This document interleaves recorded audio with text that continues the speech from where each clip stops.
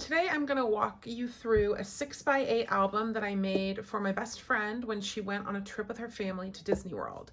So the way that this process worked was that she sent me pictures and stories as she was on vacation, and I documented and saved them, and then I've made an album for her out of it. This album is actually an Ali Edwards One Little Word album, and it says one little word here, but I took this sticker from the Vicki Boutin Let's Wander collection pack, and I put that sticker on here, and then I'm gonna actually let her, my friend, write the dates and whatever she wants on these two labels here. So it opens up with this kind of title, I guess. So these are actually some letters that I made just playing around with mixed media and some of the stencils and paint. And it actually, because the letters were so big, I couldn't figure out a place to put them. So I just kind of laid them on this paper here.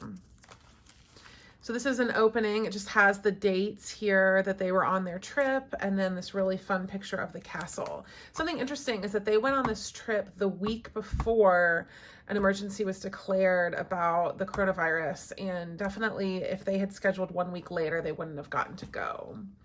And the other funny thing was that this castle was being repainted the week after they were there. So just kind of some funny things. So this opens here with a photo of them. The coronavirus was starting to be a thing, so they wore masks on the plane and with their suitcases and stuff. Just again, kind of an opening page here.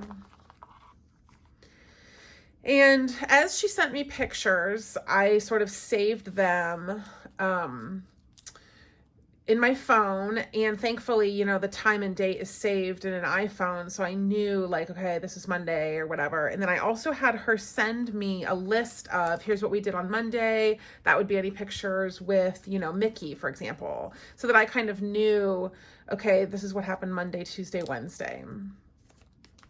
And then what I usually do when I make mini albums is I will type out journaling on like just a regular 8.5 by 11 in Word, and then I will cut them out and slip them in the pockets. And then as I'm going through, then I can kind of put them together like a puzzle, the stories with the pictures, and then kind of decorate and complete the album on my own time, but keeping the order of things intact. So that's pretty much what I did with hers. So she sent me the journaling, I printed it out, I cut it up, printed the pictures, and then I put them in these sleeves. So for example, this story was originally in like a strip cut from a 8.5 by 11 sheet stuck in here, so that I knew this journaling went with this photo. And then when I was ready, I could make this journaling. I did most of the journaling on my typewriter. Just like for this one, for example, I just ran it directly, this pattern paper, just right through my typewriter. Some of it I did on the computer. It just kind of depended.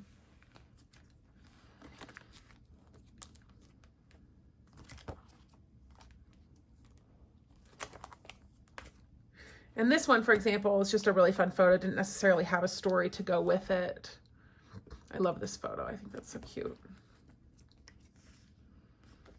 It's just kind of like a little insert here to tell the story of Snow White.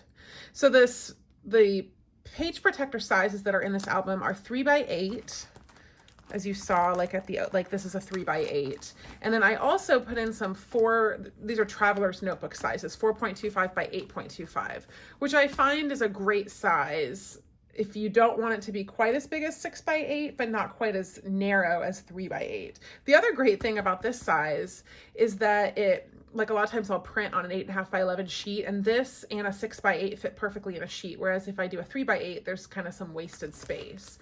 And I try to be really careful to not waste any parts of my printer paper when I'm printing photos. Another little insert here.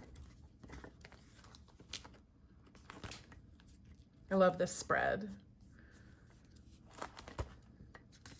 It's another little insert. I love this little pocket from Vicki. So this here, the journaling pulls out there.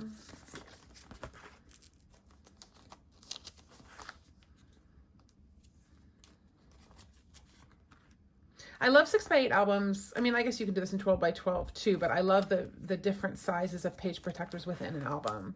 I feel like it creates this really dynamic experience when you're looking through it.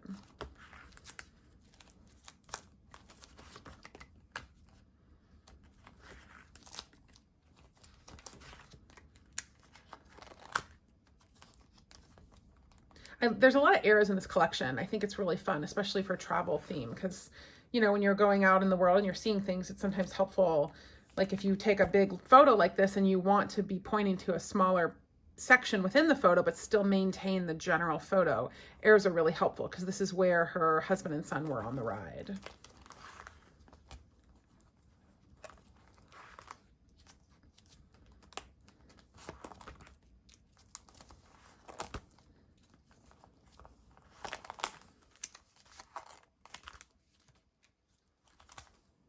And then at the end, there were just a bunch of stories left, so that didn't have photos to go with them. So I just made this page with just some random stories on it.